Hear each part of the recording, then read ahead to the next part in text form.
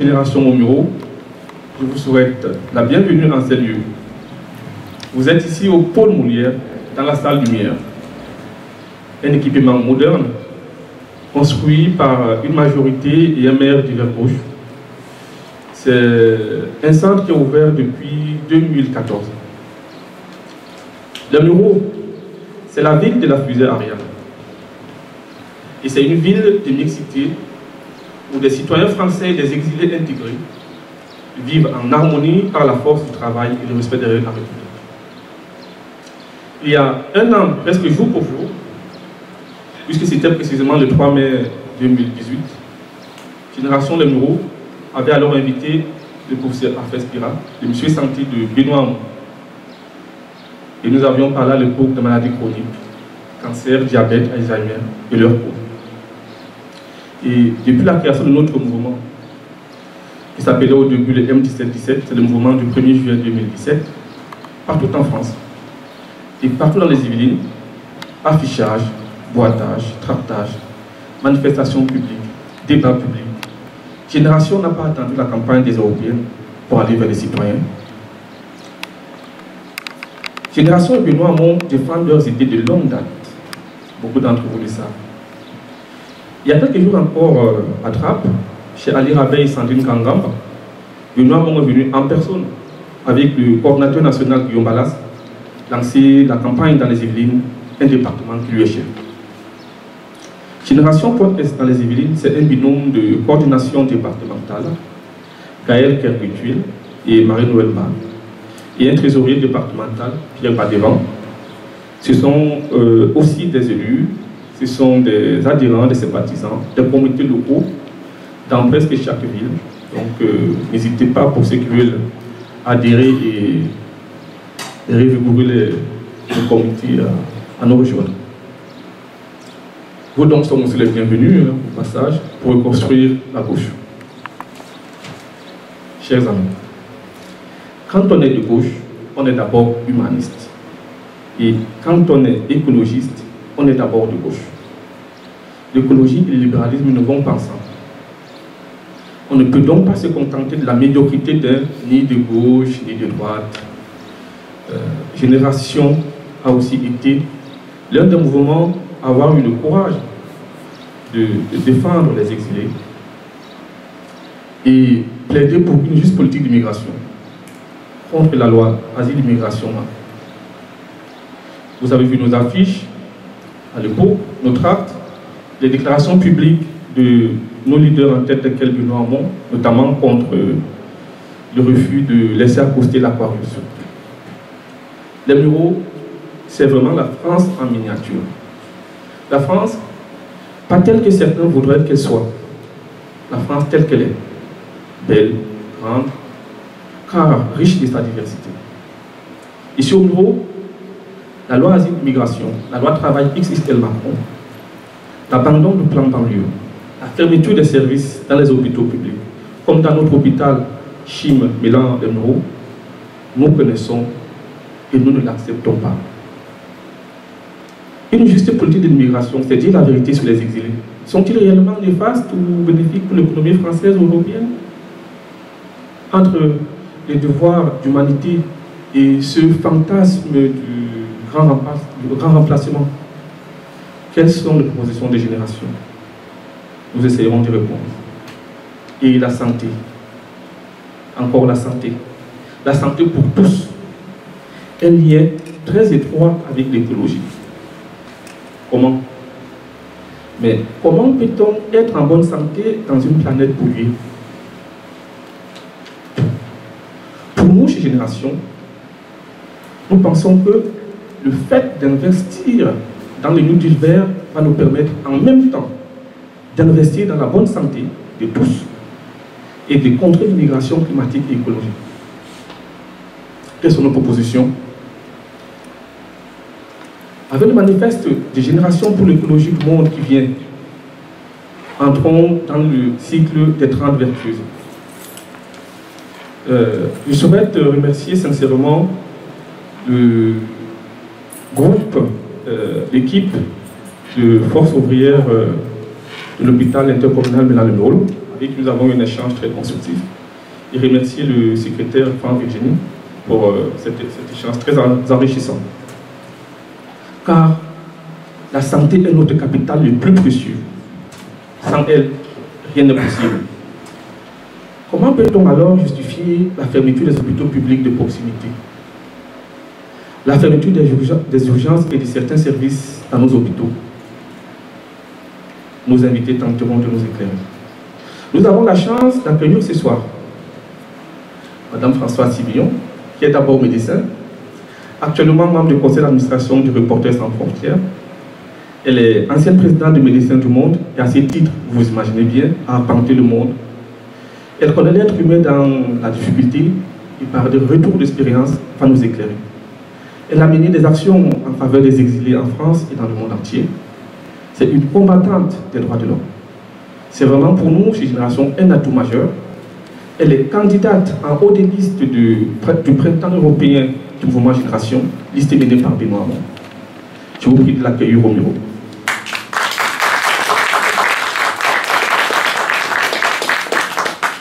Elle est là ce soir avec Madame Marie Vachereau. Elle est de notre département.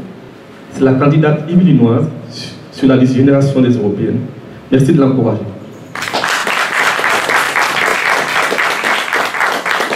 Et l'éminent docteur Hakim Becher, qui est médecin chef du service des patho-anthropologie et cancérologie digestive de Bichat, romancier à ses heures libres. Il vient de sortir le roman L'avant-centre de l'Étoile, que je vous conseille. Il est membre de la coordination nationale et du comité thématique de santé génération, où nous avons fait connaissance. Merci de l'accueillir au nouveau.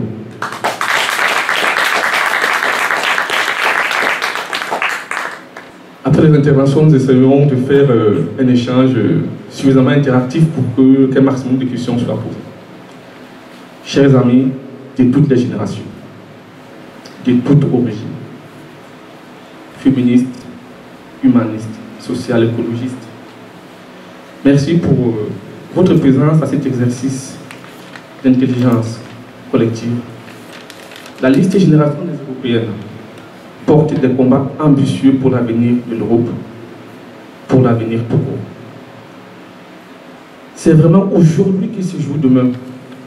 Et donc, il n'y a pas à faire d'hypothèque sur la planète. Sans plus attendre, on va commencer le débat. Je passe la parole à Marie. Merci Étienne. Alors, bonjour à tous.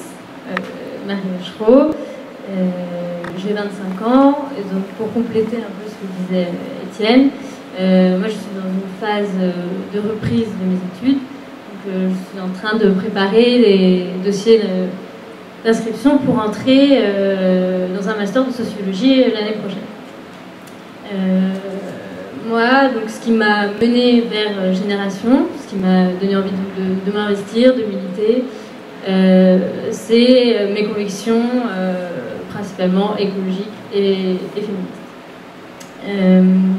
Comme disait Étienne, donc, je viens des Yvelines, et donc aujourd'hui je voudrais commencer par parler en fait, d'un problème local, notamment donc, le problème que rencontre aujourd'hui l'hôpital de Melun-les-Mureaux avec la fermeture de ses services et la baisse de son personnel qui entraîne une baisse de la qualité des soins et une baisse de la qualité de travail des soignants. Donc je ne sais pas si tout le monde a un peu suivi. En 2016, avec la loi Touraine, les hôpitaux se sont regroupés. Donc dans les Yvelines, il y a eu deux gros regroupements d'hôpitaux, le groupement Yvelines Nord et le groupement Yvelines Sud. Donc là, celui qui nous intéresse, c'est le groupement Nord, qui a regroupé donc, les hôpitaux de Poissy-Saint-Germain-en-Laye, de Melun-les-Mureaux et de Mantes-la-Jolie, avec Poissy-Saint-Germain-en-Laye comme hôpital support. Donc, en fait, ce qui s'est passé, c'est que ce regroupement, ça a pour objectif donc, de recentrer les services dans un des hôpitaux et non plus d'avoir, là en l'occurrence on a 3 hôpitaux, donc 3 services identiques dans 3 hôpitaux, mais un gros service dans un gros hôpital. Donc le risque, c'est de détruire les services de proximité. Notamment, ce qui s'est passé en 2015, donc en prévision du groupement, c'est que le service d'oncologie de l'hôpital de Melun-les-Mureaux a été supprimé. En fait, le médecin est parti et il n'a pas été remplacé en prévision de ce regroupement.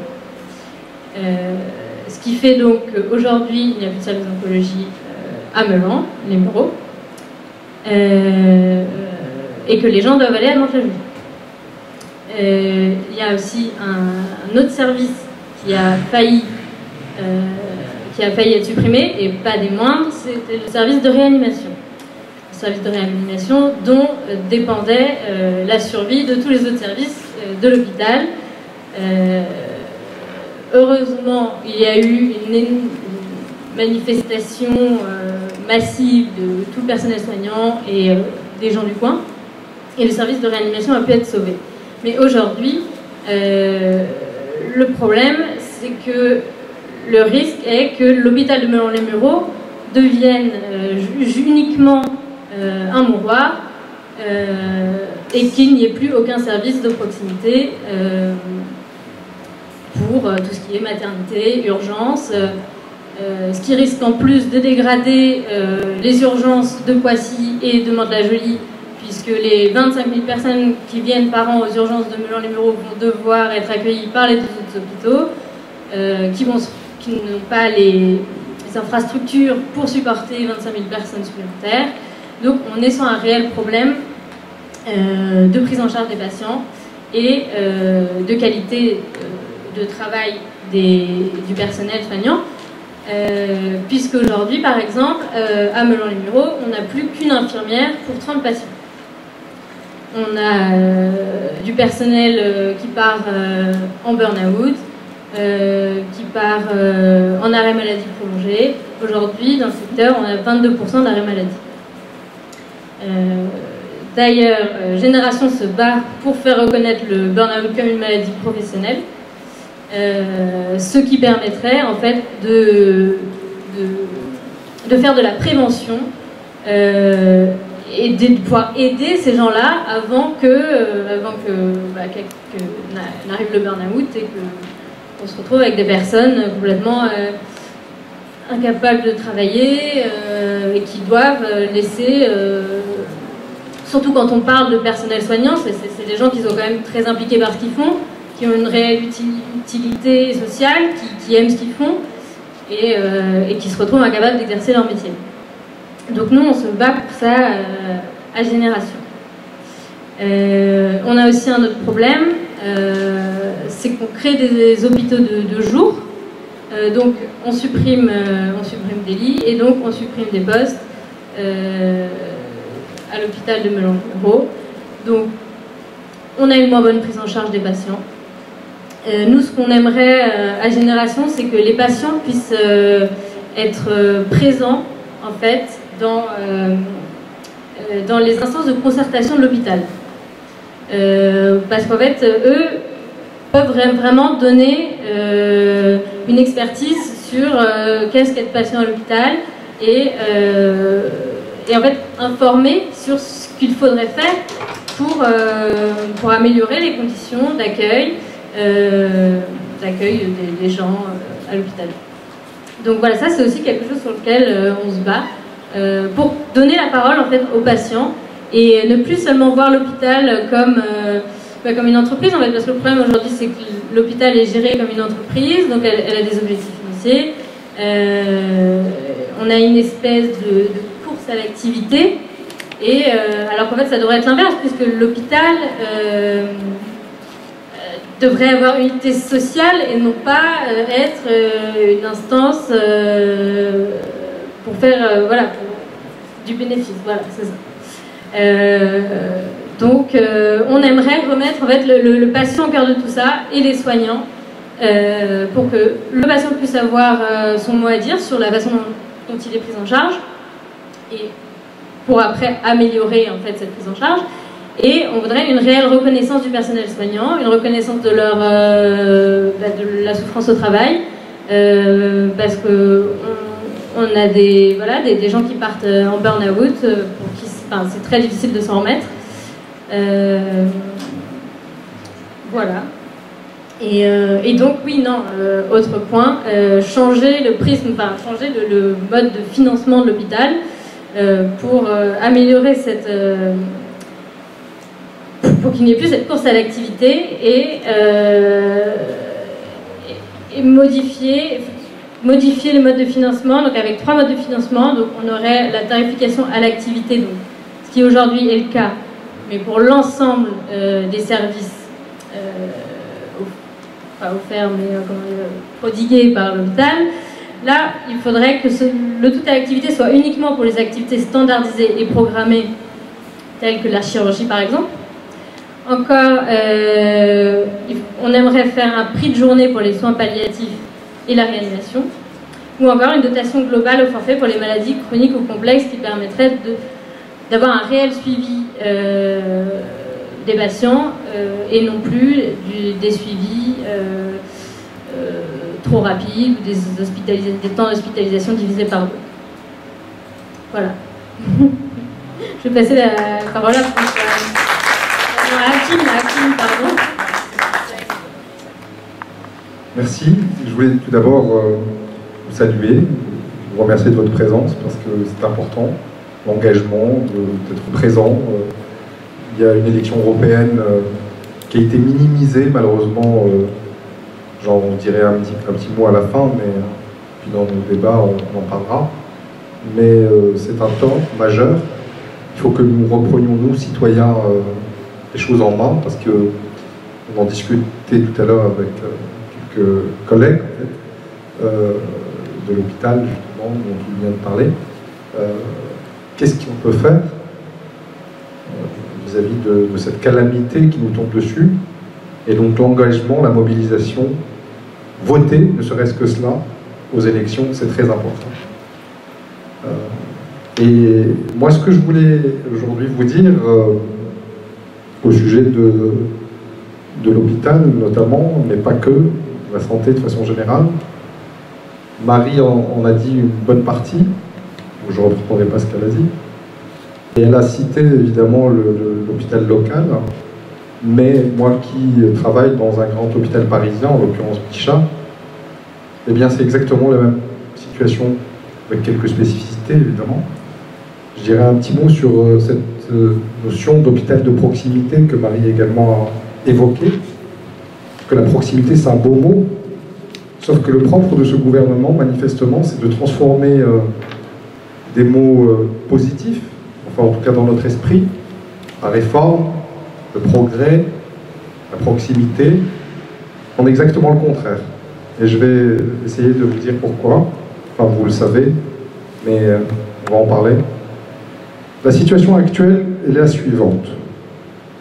Je vais sûrement vous paraître un peu sombre, mais je suis réellement extrêmement inquiet et en colère.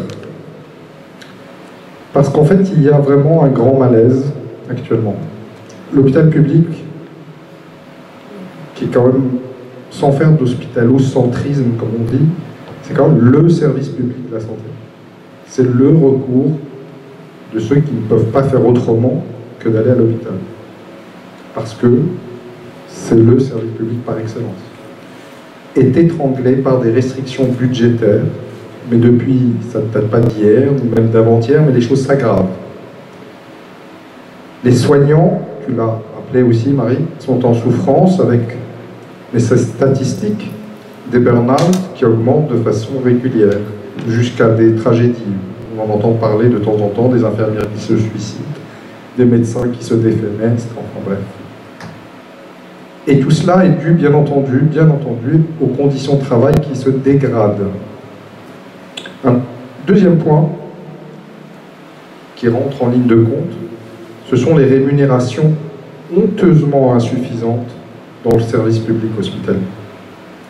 Vous savez qu'une aide-soignante commence sa carrière, écoutez bien, une aide-soignante, à 1 250 € net en France. Nous sommes le pays, parmi les pays riches de l'OCDE, qui payons le moins bien nos soignants. C'est de la même chose au passage pour les instituteurs, pour ces métiers nobles, de grande utilité sociale, comme l'a rappelé Marie. Les urgences sont débordées. Les urgences sont la vitrine de ce qui se passe par ailleurs, mais sont en grève dans de très nombreux endroits. Vous le savez tout ça. La situation catastrophique des EHPAD est indescriptible parce que là, pour le coup, c'est la dignité de nos anciens, c'est notre conception de ce que peut être et de ce que doit être une société qui est en jeu. Ensuite, il y a un gros problème en France, pays riche quand même, d'accès aux soins. Il y a plus de 8 millions de personnes qui se trouvent dans ces fameux déserts médicaux, je mets entre guillemets. Et les déserts médicaux, ce n'est pas les zones rurales, isolées, etc. Ce n'est pas seulement ces zones-là, c'est aussi des zones semi-urbaines, des petites villes, également des villes proches, comme les Mureaux, de grandes métropoles. C'est aussi le cas un peu partout, finalement. Et on constate que dans ce marasme-là, on a une loi santé là, qui arrive en discussion au Sénat, qui va bientôt être adoptée, du coup, qui crée des hôpitaux de proximité. On se dit, c'est très bien, proximité, c'est une valeur importante. Sauf que hôpital de proximité, ça veut dire quoi? C'est-à-dire que les petits hôpitaux, les hôpitaux de taille moyenne, on va leur supprimer leur service de chirurgie, notamment, et ou leur maternité, un gros problème avec les maternités également. Et du coup, ils vont être transformés en hôpitaux de proximité, mais enfin, ça va être plutôt des dispensaires à l'ancienne, c'est-à-dire c'est retour vers le futur, en quelque sorte. C'est une régression. Vous n'aurez plus moyen de vous faire opérer de quelque chose de simple. Évidemment, quand on suppose bien que quand il y a un gros truc, on va dans un hôpital un peu plus équipé, etc. Mais enfin, la proximité, c'est de pouvoir se faire opérer d'une vésicule biliaire, d'une petite fracture, etc., à proximité de chez soi. Et non pas devoir faire 1 heure de route, 1 heure et demie de route pour cela. De la même manière, quand on est une jeune maman, moins jeune d'ailleurs, peu importe, il est important d'avoir une maternité au moins dans un délai raisonnable de chez soi. On sait très bien que d'ailleurs, à ce sujet, ils sont en train de fermer, vous le savez, de très nombreuses petites maternités, ou maternités tout court. La maternité de Creil est menacée alors qu'elle fait 1600 accouchements par an. Le seuil qu'ils ont fixé de façon arbitraire, ça ne repose sur aucune étude scientifique, c'est 300 accouchements par an. Creil, ils veulent la fermer, 1600 accouchements par an. Et quand on est à plus de 45 minutes d'une maternité, les risques, la mortalité périnatale augmente triple. On prend des risques pour la maman et pour l'enfant. C'est acceptable, ça, en France, en 2019? Voilà la situation actuelle. Et pour finir, je vous donne juste un chiffre, une évaluation qui dit tout. L'espérance de vie en bonne santé en France, je vous rappelle qu'en France, dans les années 2000, on disait, l'OMS disait, l'Organisation mondiale de la santé, c'est le premier système de santé au monde. Et bien là, en Europe, l'espérance de vie en bonne santé en France, elle est en dessous de la moyenne européenne. En dessous de la moyenne européenne. On a dégringolé en une vingtaine d'années de la première place à la 18e place dans les classements. Et alors, que fait le gouvernement? J'en perds mon latin. Dans cette affaire, le gouvernement, il continue, en fait, comme avant, mais il aggrave les choses, parce qu'encore une fois, c'est pas quelque chose, cette calamité-là, ce désastre qu'on est en train de vivre, et je pèse mes mots, c'est pas nouveau, c'est vrai, mais les choses s'aggravent depuis que ce gouvernement est aux responsabilités, puisque, vous savez, il y a des dépenses de santé, l'ONDAM, objectif national de dépenses d'assurance maladie, qui est voté chaque année au Parlement, et ils sont restés à un niveau ridiculement bas, mais de toute façon tout à fait consciente, bien entendu, parce qu'il y a de grands experts qui réfléchissent à toutes ces questions dans les hauts milieux, puisque nous sommes à 2,3% d'augmentation des dépenses de santé. Mais peu importe, ce que je voulais vous dire surtout, c'est que La CNAM, qui est un organisme tout ce qu'il y a de plus officiel et de bien connu de tous, la Caisse nationale d'assurance maladie, a fait un rapport récemment qui disait qu'il fallait au moins 4% d'augmentation des dépenses de santé pour être juste dans les clous, pas pour être dans l'embauche de soignants, tout azimut, etc. Non, pour être juste dans les clous, parce que la population vieillit, parce que les innovations thérapeutiques, les progrès de la médecine sont coûteux, forcément, parce que aussi et surtout les maladies chroniques explosent. J'y reviendrai. Et donc ça veut dire quoi? Quand on est dans une marge de 2,3 alors qu'on devrait être à 4, ça veut dire qu'on impose au système public français 3 à 4 milliards, vous avez bien entendu, milliards d'euros d'économies par an. C'est ce qu'on nous impose depuis à peu près 10 ans, chaque année. Résultat des courses, le déficit cumulé des hôpitaux, parce que les hôpitaux sont bien obligés de les faire, ces économies. Elles le font. Je vais vous dire comment elles le font. Actuellement, en 2018, le chiffre de déficit cumulé, c'est 1 milliard. 1 milliard. La suppression de l'impôt sur la fortune a coûté aux finances publiques 3,5 milliards. C'est juste pour que vous voyez comment raisonnent ces gens-là. Et bien entendu, ça impacte les hôpitaux publics, les EHPAD, etc. Il y a une autre mesure qui est passée quasi inaperçue parce qu'un peu technique, mais en 2 mots. Ils ont décidé de ne plus, depuis la loi Veil, qui date de 1994, donc ça ne date pas d'hier, là encore, quand un gouvernement décide d'exonérer des cotisations sociales pour favoriser telle ou telle chose, bon, peu importe, ce n'est pas le propos, l'État rembourse à l'euro près ces exonérations de cotisations sociales à la Sécu. Et bien, ils ont décidé de ne plus le faire. En 2019, ils ne vont pas rembourser 3 milliards à la Sécu. Ce qui fait que ça fragilise les comptes sociaux. Et comme c'est la Sécu qui paye in fine aux hôpitaux, qui paye tout ça, et ben ça fragilise le paiement et du coup on nous demande encore d'autres économies. C'est machiavélique comme situation. Alors, quand il y a eu cette crise inédite, d'une énorme ampleur, la crise dite des Gilets jaunes, qui dure encore d'ailleurs, le gouvernement a annoncé un moratoire sur la fermeture des hôpitaux et des maternités. Sauf que là aussi, le diable se niche dans les détails et ils sont très forts dans la sémantique trompeuse. Puisqu'en fait, ok, d'abord, ceux qui ont été fermés, on n'en parle plus, ils sont fermés, on n'en parle plus, on ne revient plus. Et peut-être que Creil, du coup, va être provisoirement sauvé, du coup. Sauf qu'ils ferment des services, et tu l'as très bien dit, au sein de ces hôpitaux, qui ne ferment pas, mais ils ferment des services. Donc c'est des coquilles vides, ça devient rien. Il n'y a plus rien, ou quasi. Ou alors, comme tu le disais, un mouroir ou un dispensaire au mieux. Et alors, autre grande innovation. Là aussi, ça ne parle pas trop aux gens parce que ça a l'air un peu technique. Mais non, en fait, très, très simplement, ils ont également décidé d'un plan pareil, hein, dont il ne faut pas beaucoup de publicité, mais ils ont décidé d'un plan d'1,2 milliard d'économies sur la masse salariale. Ça veut dire tout simplement, sur 3 ans, ça veut dire que tout simplement, on ne peut pas embaucher et même, non pas embaucher, quand un soignant s'en va à retraite, ou quand il est en burn-out, justement, donc en congé maladie longue durée, etc., eh bien on ne le remplace pas. À Bichat, par exemple, moi je suis à la tête d'un service. Quand il y a une soignante en congé maternité, ils ont décidé comme ça de façon arbitraire qu'ils remplaçaient un congé maternité sur 2. En fait, j'ai jamais vu le remplacement. Ils vous disent ah oui, ben on va réfléchir. Oui, est-ce que c'est vraiment, est-ce que vous avez vraiment 2 infirmières qui sont enceintes? Oui. Et puis bon, il faut traîner, enfin c'est des manœuvres dilatoires, et in fine, la personne revient de son congé maternité, on n'a pas eu de remplacement.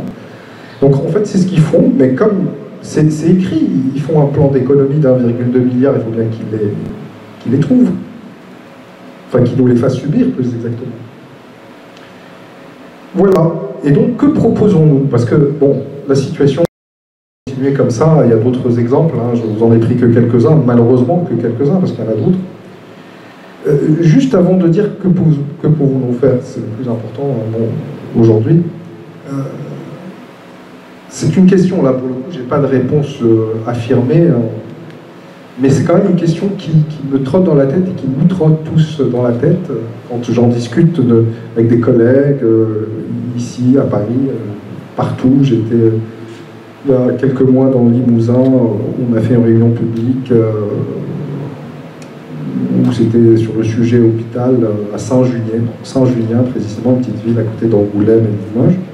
On va aller d'ailleurs bientôt, François. C'était les mêmes problématiques. On se dit, si on ferme des hôpitaux, on étrangle l'hôpital public, on étrangle les soignants, etc., est-ce que c'est pas... Comme les malades sont là, et même de plus en plus là, puisque la population vieillit, les maladies chroniques, etc., est-ce que quelque part, ça ne veut pas dire qu'on veut faire basculer tous ces gens-là vers le secteur privé? Vous savez que j'ai rien contre les collègues qui travaillent dans le privé, ils travaillent plutôt bien d'ailleurs, et c'est très bien, parfait. Ça peut tout à fait coexister avec l'hôpital public, ce n'est pas le problème. Simplement, on se demande s'il n'y a pas, comme on restreint l'offre de soins publics, forcément, on est en train de faire basculer tous ces gens-là, ceux qui sont encore solvables, vers le secteur privé, qui est pour une grande majorité détenu, quand même, il faut le savoir, par des grands groupes d'assurance et par des fonds de pension. Au passage. Comme il y a un pactole, c'est une question que je pose, comme ça, un peu innocemment. J'ai un peu la réponse. Et alors, qu'est-ce qu'on peut faire dans ce marasme? Bon, d'abord, s'engager, Étienne l'a très bien dit, et je voulais, au passage, le remercier et vous remercier, enfin, toutes les personnes qui ont été impliquées dans cette réunion, mais pas que dans cette réunion, parce que je sais qu'Étienne s'active beaucoup avec tout le groupe des bureaux, mais aussi dans les Yvelines, pour faire une campagne magnifique sur les réseaux sociaux, sur le terrain, enfin bref. Donc merci Étienne, et je voulais qu'on l'applaudisse aussi, parce que... Et Génération, dont tu as très bien parlé, a sorti là, récemment un papier dans le Off-Post qui s'appelle « Génération demande un plan d'urgence immédiat pour la santé ». Immédiat. Qu'est-ce qu'on propose concrètement? Il y a 5 priorités à notre avis. Il faut une enveloppe tout de suite, il faut des moyens. Arrêtons de tergiverser, il faut des moyens. Je vous ai rappelé qu'on s'est privé de 3,5 milliards, voire 4 milliards d'euros chaque année, parce qu'on a supprimé l'ISF de façon complètement inconsidérée, alors qu'on a tant de besoins en France. Donc 5 milliards d'euros en 3 ans pour combler les déficits des hôpitaux. Je vous rappelle que le déficit 2018 des hôpitaux et des EHPAD, c'était 1 milliard déjà.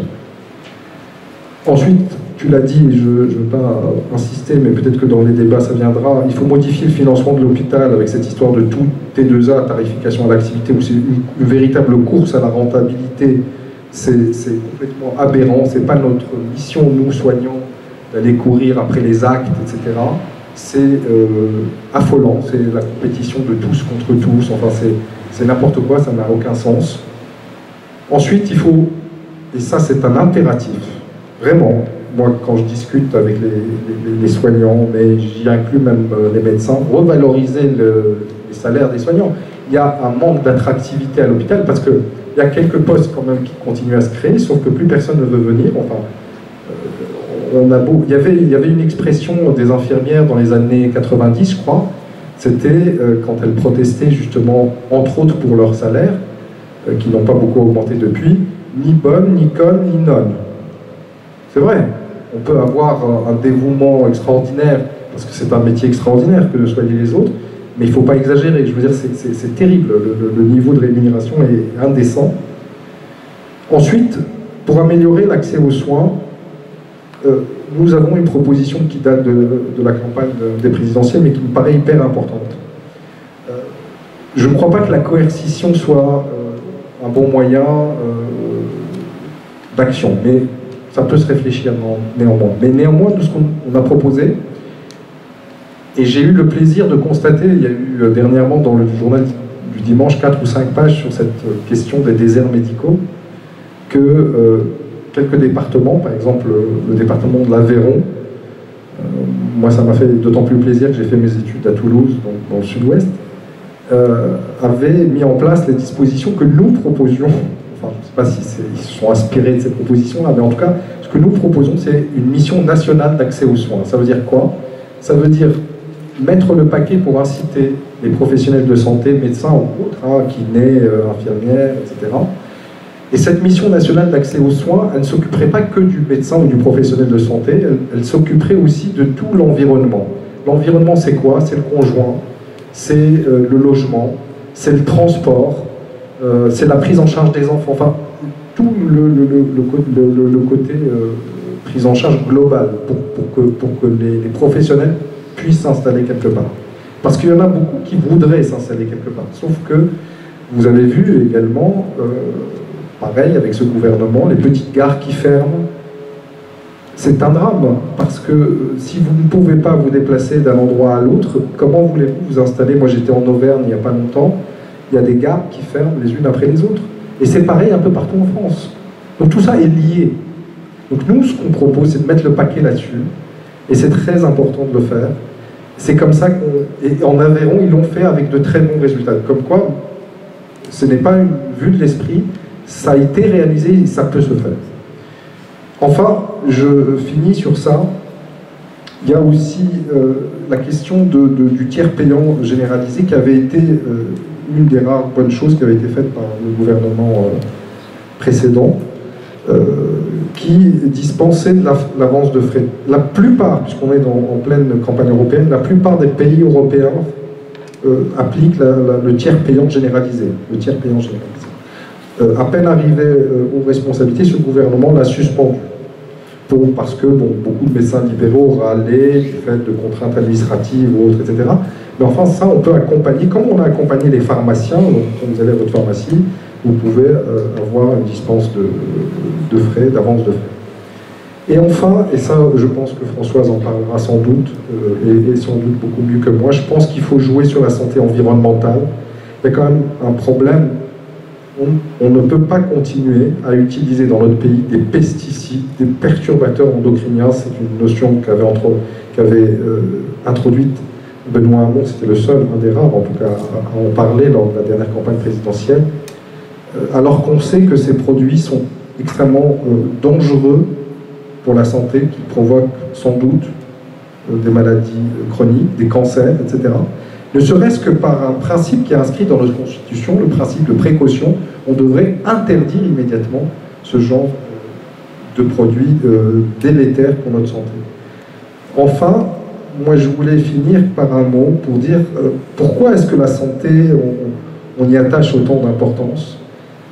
Pourquoi d'ailleurs dans les grands débats qu'il y a eu suite à la crise entre guillemets, des Gilets jaunes, ça a été une des préoccupations les plus importantes qui ont été évoquées, tout simplement parce que c'est un droit incontournable, presque un préalable à l'exercice de ces autres droits. Comment voulez-vous profiter de la vie? Comment voulez-vous vous former, vous éduquer, profiter de votre retraite éventuellement, si vous n'êtes pas en bonne santé? Je veux dire, c'est un préalable à l'exercice de ces autres droits. C'est pour ça que la santé, on y attache autant d'importance. Et parce que, aussi et surtout, c'est notre bien le plus précieux. C'est quelque chose d'évident. Et c'est pourquoi le désastre que l'on est en train de vivre et les mesures qui sont prises sont absolument dangereuses pour notre cohésion sociale, pour notre vivre ensemble.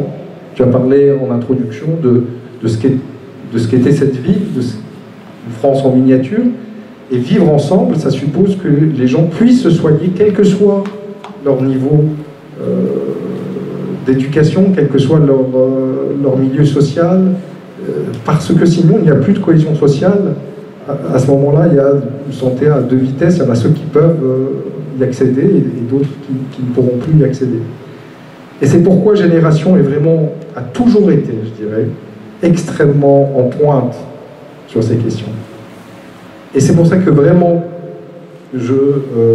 j'insiste, il nous faut, alors parfois on a le sentiment qu'on est impuissant parce qu'on partage, je pense, largement ce diagnostic que je viens de faire et que nous venons de faire sur cette situation calamiteuse. Néanmoins, je pense qu'on peut, en s'engageant, ça a été d'ailleurs un de mes principaux moteurs d'engagement à Génération, que l'on peut changer les choses. Il faut sans doute du temps, mais en tout cas, on a besoin de vous. On a besoin que vous vous impliquiez, chacun à son niveau, peu importe, au niveau des syndicats, mais ne serait-ce qu'en exerçant votre droit et votre devoir citoyen, et en faisant en sorte, par exemple, je sais que on a un gros capital sympathie Génération un peu partout en France, et Benoît Hamon en particulier a le plus gros capital sympathie des hommes politiques en ce moment où les politiques ne sont pas très considérés, c'est quand même appréciable, il faut le dire. Néanmoins, ça ne se traduit pas toujours en vote. Donc il faut aller voter, y compris à ces élections européennes qui sont très importantes. C'est une élection importante. Le Parlement européen a énormément de pouvoir. Et donc voilà mon message. Le 26 mai, pour la santé, il faut voter Génération, et en particulier le printemps européen. Merci.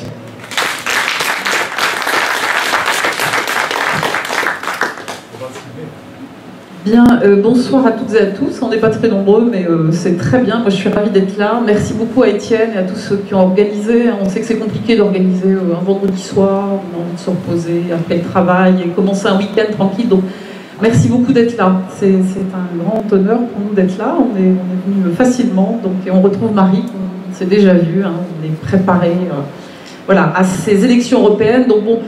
On avait un déroulé, après si je sors un peu des clous, c'est pas très grave, hein. Enfin j'imagine. Ce qui est intéressant c'est de discuter avec vous aussi, hein. Moi c'est beaucoup ce que j'attends. Comme l'a dit Étienne, je suis médecin, mais je vais pas vous parler de santé, pas tout de suite, puis de toute façon Hakim l'a très bien fait, donc s'il y a des questions sur la santé, on pourra aller plus avant, notamment sur nos propositions. Peut-être commencer à vous dire, sans parler forcément de moi, pourquoi l'objet Génération et ce projet européen m'a attiré. Je pense que cette envie de faire de la politique, d'abord, elle m'a gagné assez tôt. Quand on est dans une vie associative, quelle qu'elle soit, on fait de la politique. Et je crois qu'il n'y a pas de distinction entre les gens qui font de la politique en tant qu'élus et des gens qui font de la politique quand ils sont dans des associations de quartier notamment. On s'engage, on interpelle les élus, on interpelle les politiques. Donc de fait, c'est une sorte de continuité. Et je pense qu'un certain nombre d'entre vous, vous faites peut-être partie d'associations. C'est un engagement militant, mais c'est un engagement politique. Ça, c'est la première fois. Et la première chose que je voulais partager avec vous, et bien évidemment, le projet de Génération depuis le début m'intéressait, parce qu'on parle de solidarité, on parle d'humanisme, on parle de féminisme, on parle d'écologie, donc tout ça regroupé, ça fait un ensemble cohérent qui, moi, et beaucoup d'autres, j'espère, est extrêmement attractif. Ça, c'est la première chose, et on pourra encore une fois un peu développer le contenu du projet européen si ça vous intéresse. La deuxième chose, c'est le côté innovant. Je pense que le mouvement, dès la présidentielle, et probablement c'était dans l'esprit de certains bien avant, a ce côté innovant qui est extrêmement attractif. Alors que ça soit dans la façon dont concevoir le travail, je pense que la façon dont l'évolution du travail se fait et la proposition du revenu universel, c'est quelque chose qui est extrêmement attractif. Ce qu'on propose aussi, le pass liberté, on pourra en reparler pour les jeunes. La façon de voir le futur, je pense que très tôt ça a été conçu et travaillé, ça s'est retranscrit très fidèlement dans le projet européen. Et à ce stade, je voulais vous dire que notre projet européen, celui de Génération qu'on appelle aussi Printemps européen, il est travaillé depuis plus d'un an avec 14 autres partis en Europe, en Roumanie, en Pologne, en Grèce bien évidemment, parce qu'avec le leader emblématique, Yanis Varoufakis, ça porte aussi le projet au niveau européen. Je pense qu'on avait ce besoin d'Europe parce qu'on a eu cette opportunité de regrouper plusieurs partis européens, donc on a pensé ensemble ce projet. Et on est les seuls à avoir ce projet qui est déjà prêt quelque part. Donc on est prêt à partir à J1 le 27 mai, si nous sommes élus. On aura déjà des choses à proposer. Donc ce projet est prêt à être, il est dans les clous, il est prêt. La troisième chose que je voulais vous dire, c'est que j'imagine un peu comme vous, mais ça on pourra en discuter, moi j'avais une idée d'Europe qui était extrêmement technocratique, extrêmement loin de nos préoccupations. Pour moi, jusqu'à présent, l'Europe telle qu'on la présente, dans les médias et telle qu'on la présente en général, c'est quelque chose qui est loin, qui est véritablement trop technique, trop technocratique. Or, comme l'ont dit mes deux collègues, il s'y décide plein de choses. En gros, 80% de notre vie quotidienne est décidée à Bruxelles. Donc ça, il y a vraiment ce fossé à combler entre les décisions, notre vie quotidienne, notre protection sociale, notre accès aux soins, ce qu'on mange tous les jours, notre agriculture, l'air qu'on respire, ce qu'on mange, tout ça, quasiment tout ça est décidé à Bruxelles. Et ça, c'est le vrai scandale de cette élection. C'est-à-dire que ça fait des mois qu'on parle du grand débat national, ok, des propositions du grand débat national qu'on a étirées comme un chewing-gum jusque-là, et donc du coup, le débat public autour des questions cruciales d'Europe, on a un temps extrêmement court, et moi, on est nombreux à le regretter, hein, je ne suis pas la seule à dire ça, mais je pense que c'est important de le partager avec vous. Alors le projet de génération, en gros, il se décline en 3 gros volets, hein, c'est la justice sociale, c'est la justice environnementale, et c'est la justice sociale, environnementale, je suis un peu fatiguée, et fiscale, pardon, et fiscale. Et du coup, ça fait un projet extrêmement cohérent dont on pourra parler. Ce qu'on voulait peut-être, ce que souhaitait Étienne, c'est que je parle un petit peu plus des questions migratoires que je connais bien de par mon parcours. Après, on pourra parler aussi d'un autre volet important qui s'appelle le Green New Deal, hein, qui est tout ce volet autour de l'environnement, mais qui n'est pas que de l'environnement, qui touche aussi au social, qui touche au logement, qui touche à la santé, etc. Spécifiquement sur les questions migratoires, comment vous dire ? C'est depuis longtemps instrumentalisé par de nombreux partis politiques ou des individus qui ne transportent en gros que de la haine avec eux et qu'une envie de cliver et de diviser. Or, en fait, quand on voit... Alors, il y a eu une arrivée importante, assez conséquente, je disais, de nouveaux arrivants en 2015, hein, dû principalement à des conflits, donc en Irak. Il se trouve que c'est des pays que j'ai eu l'occasion, non pas de visiter, mais d'appréhender dans toute leur complexité au moment des conflits, des arrivées de Syriens également, d'Afghanistan, il y a eu quand même quelques arrivées de ces pays-là, mais aussi de pays africains. Après cette phase un peu intense, il y a quand même une mobilité qu'il faut considérer, parce que la migration, c'est quelque chose de structurel. On vit les uns et les autres avec des gens qui viennent d'ailleurs. Notre devoir, c'est de les intégrer au mieux, de les accueillir au mieux et de les protéger au mieux. Or ça, s'il y a bien une politique sur laquelle l'Europe a failli, sur laquelle la honte s'est abattue sur l'Europe, c'est la politique migratoire. Je veux dire, on peut le tourner dans n'importe quel sens avec des arguments que c'est la faillite de l'Europe, et qu'une Europe qui est le continent le plus riche du monde n'ait pas été capable d'accueillir dignement. On l'a fait au début, hein, l'Allemagne l'a fait de façon tout à fait correcte, et encore maintenant, les gens qui sont arrivés en 2015 ont été correctement intégrés, on va dire ça, mais tout ce qui a suivi les années d'après, c'est juste quelque chose qu'on ne peut pas considérer comme une politique digne de ce nom et du moins conforme aux valeurs de l'Europe. Ce qu'il faut déconstruire, c'est le nombre de nouveaux arrivants, quelque part, parce que pour l'instant, le nombre d'arrivants a chuté considérablement du fait de ces politiques, mais de toute façon, comme tout ça, ce sont des cycles, ça aurait chuté de fait. Vous voyez ce que je veux dire? Donc quand on nous dit c'est à cause des politiques qui ont mis en place tout contrôle et tout sécuritaire que le nombre de nouveaux arrivants a chuté, ce n'est pas vrai. La mobilité humaine a toujours existé et elle est liée à des conflits, elle est liée à d'autres facteurs, mais de fait, ça a chuté. Deuxièmement, les nouveaux arrivants n'amènent pas de maladie particulière. Hein. On a entendu Marine Le Pen dire à sa grande époque, qui est toujours là d'ailleurs, qu'ils arrivaient en termes d'invasion bactérienne. C'est tout à fait faux. Les nouveaux arrivants, quel que soit leur pays d'origine, n'amènent pas de maladies nouvelles sur notre territoire. Ils arrivent avec un parcours difficile, ils ont plutôt tendance à dégrader leur santé quand ils sont sur le territoire européen.